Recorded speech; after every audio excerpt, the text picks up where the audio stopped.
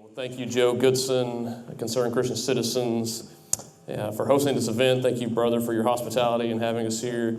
It's a privilege to come to speak to you today. It's always a privilege to come and to talk about things that are near and dear to my heart. Before I begin, I'd like to dedicate this particular talk to my mother because I just want to thank her because 37 years ago today, she gave me birth.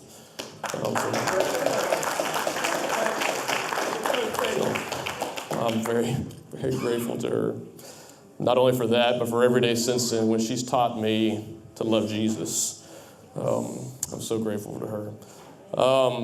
So, you see up here, ignore Roe. After 46 years of complying with the Supreme Court's decision in Roe versus Wade, should the states ignore Roe? That's what we're going to be talking about here today. I'm going to put this up here. Hold on a second. Makes it a little bit better. Great.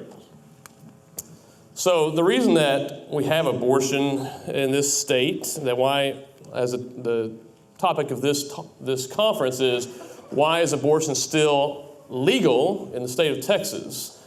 And that's something that we're going to be talking about. Why is it? Well, most of all, I think most Christians, most pro-life people would say that it's because of the Supreme Court.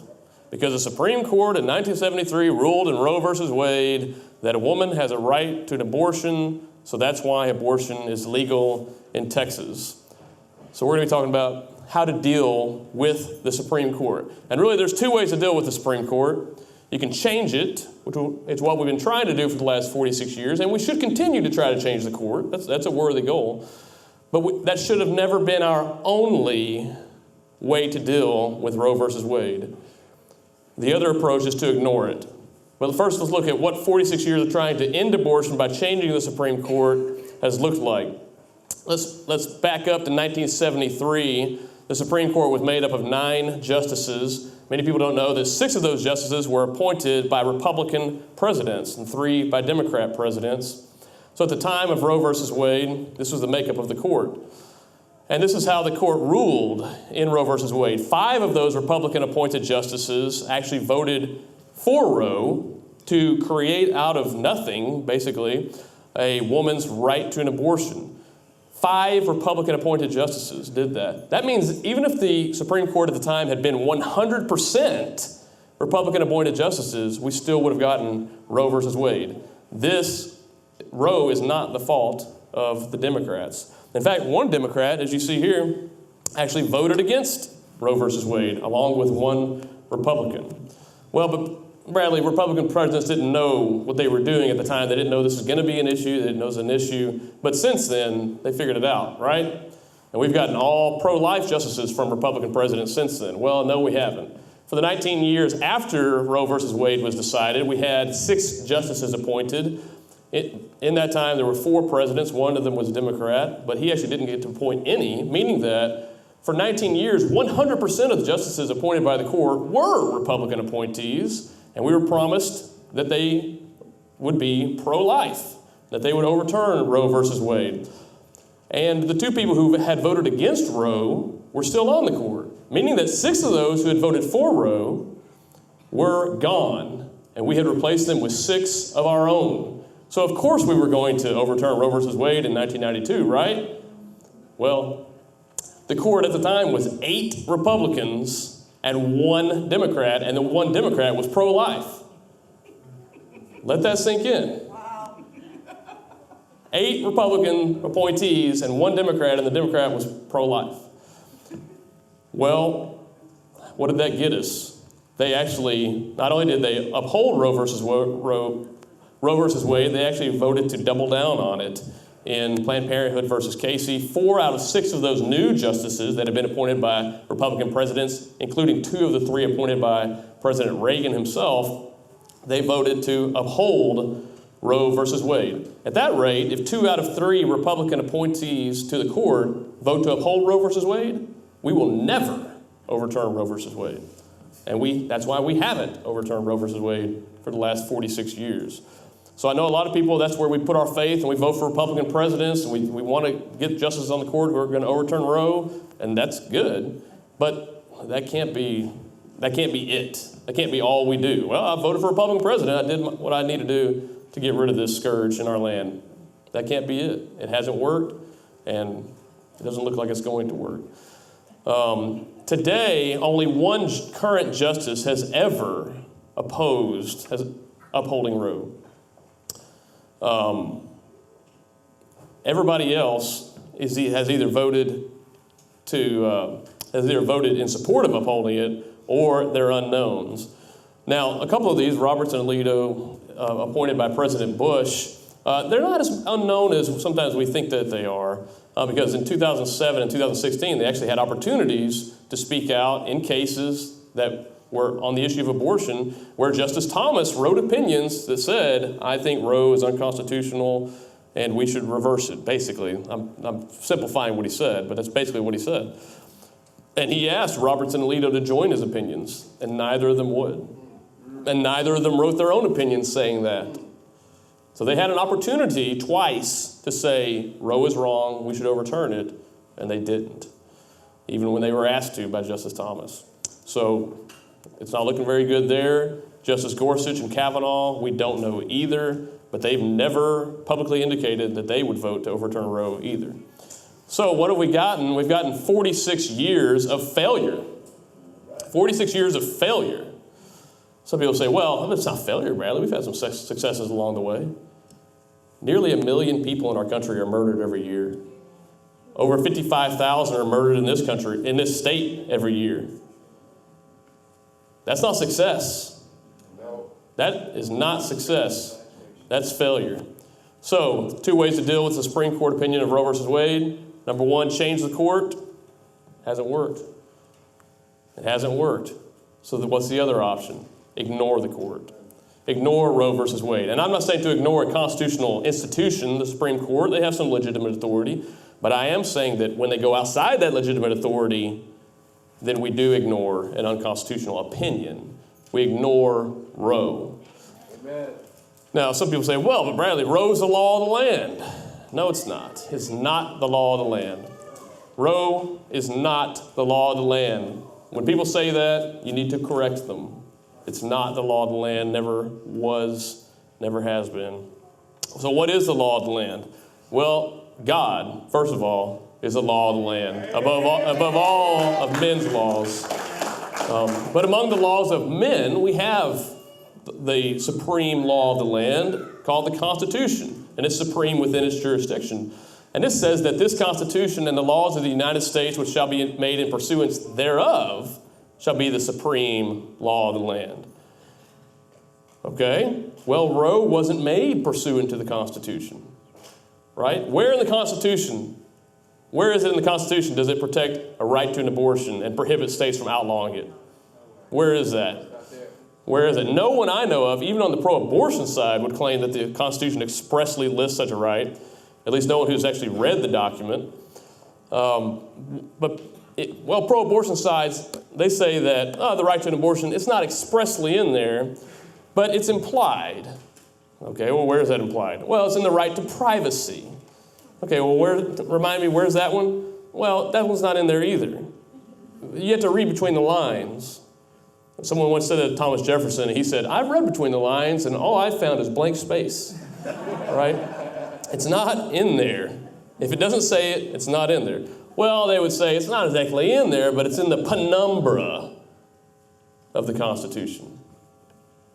Yeah, I wasn't coughing. The penumbra of the Constitution.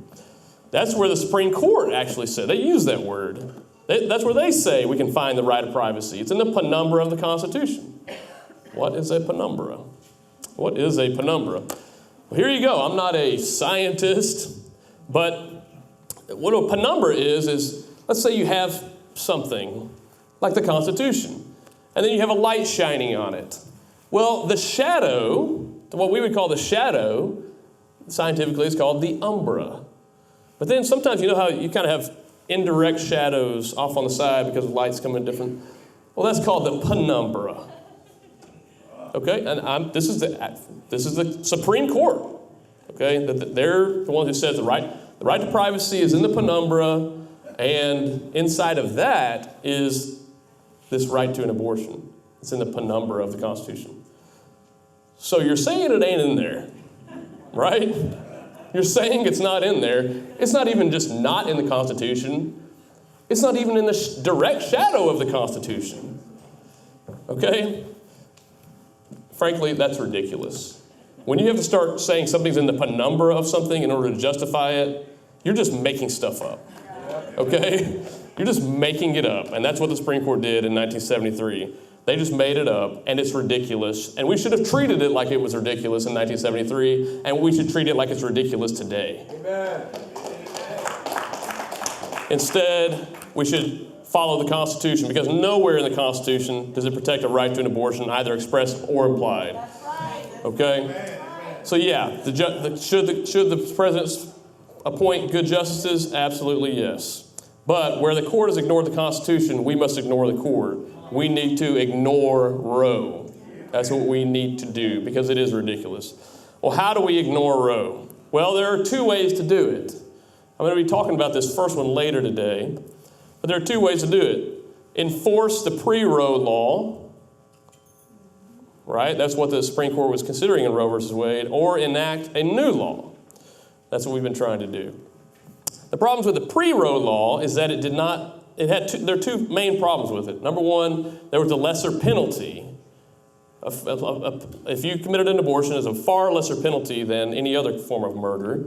And secondly, the mother was exempted. I don't want to talk about those, because why those are problems is because those are not equal protection. The law didn't provide equal protection at the time. Let me show you this. If I said that the person on the right had the rights and privileges of U.S. citizenship, but the person on the left did not, as the Supreme Court said in 1857 in Dred Scott, would you say that these two people had equal protection under the law? No. No, they don't. No, they don't. The law does not equally protect those two people. Now, if I told you that in Texas law at the same time in 1857, that if these two people committed the same crime and the person on the left could be punished by branding with a hot iron on their face in the shape of the letter C, but the person on the right could not be, would you say that there was equal protection under the law? No. Absolutely not. But what does that have to do with abortion? Well, let me show you this. What about if this man were to kill these people, intentionally kill these people on the left, and he could get 5 years to life, or under certain circumstances, capital punishment, but if he kills this person on the right, he only gets 2 to 5 years. Is that equal protection? No, it's not. What about this woman? If this woman was not allowed to intentionally kill the people on the left, but she was allowed to intentionally kill the people on the right, would you call that equal protection? No, absolutely not. And you're not the only one who thinks that. Even the Supreme Court agrees. In 1973, in the Roe versus Wade majority opinion, the court said, when Texas urges that a fetus is entitled to 14th Amendment protection as a person, it faces a dilemma. In Texas, the woman is not a principal or an accomplice with respect to an abortion upon her, right? Our law didn't provide equal protection. If the fetus is a person, why is the woman not a principal or an accomplice, the court said?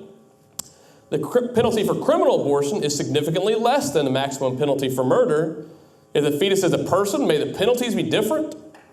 This is the Supreme Court making our arguments for us. And they're not making these arguments to say, well, so you should outlaw abortion. No, they're making these arguments because we as Texas, we were coming into court saying the fetus is a person, but then our laws were not providing equal protection, so the Supreme Court was using our own inconsistency against us. Yep. And we've been inconsistent before Roe and for the last 46 years, and the way to get out of the hole is not to keep digging. The way to get out of the hole is to stop being inconsistent and start being consistent. That's right. And their pro-life lobby has disagreed with this. And I deal with some of this in other talks you can see on YouTube, but there are answers to all of them. Suffice it to say, there are two alternatives when it comes down to banning abortion: with equal protection or without equal protection.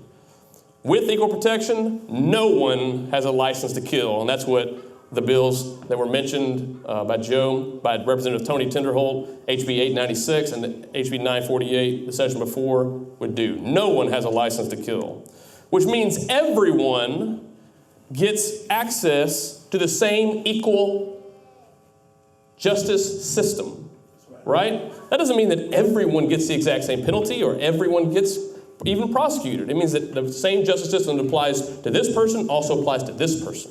That's what it means. The other alternative is a system without equal protection, and that's what most of the pro-life lobby has been pushing for, where the mother has a license to kill. The mother has a license to kill. That's what it was before Roe, and that's what the pro-life lobby has pushed for the last 46 years, that the mother has a license to kill. What does that look like? All these people, her, husband, mother, friend, physician, they cannot perform an abortion. Oh, but she can. She can on herself.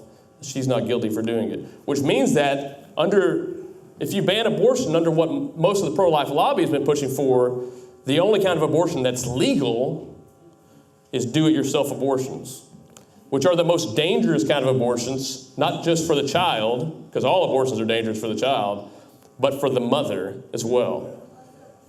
Just consider that for a minute. The position of the pro-choice or pro-abortion crowd is that they want abortion to be legal for the mother. Well, the pro-life lobby has also pushed that abortion needs to be legal for the mother. Well, they want it to be safe for the mother, the pro-abortion crowd, the pro-choice crowd does. But under what the pro-choice lobby, or pro-life lobby has been pushing is that abortion would actually be unsafe for the mother because she is the only one who could perform it, which is the most dangerous of all abortions. That's why I'm an abolitionist. Okay, because I believe abortion should be illegal for everyone so that everyone will be safe. So under these two alternatives, these are our two options. Which is the most just? Which is the most logical? Which is the safest for the child? Which is the safest even for the mother? Equal protection. It's time to abandon the illogical position of the pro-life lobby that helped lead to Roe versus Wade and has helped reinforce it for the last 46 years. No one should have a license to kill a preborn human being, right? No one should have a license to kill an innocent person, period. Well, the pre-Roe law denied equal protection. So how do you ignore Roe? 1 or 2? Two. It's actually both 1 and 2. You should enforce the pre-Roe law. You should enforce it. It is on the books. We should enforce it. I'm going to be talking about that late this afternoon. But in the meantime, we need a good law. We need a law that does provide equal protection, and that's why we've been grateful to Representative Tony Tinderholt that he has been the champion who's been carrying that and pushing that the last 2 sessions, and we need to continue to get behind him for that. Because it's time to stop complying with an unconstitutional decision and denying equal protection to preborn people. It's time to ignore Roe, follow the Constitution, provide equal protection, and truly abolish abortion in Texas. So help us God. Yeah.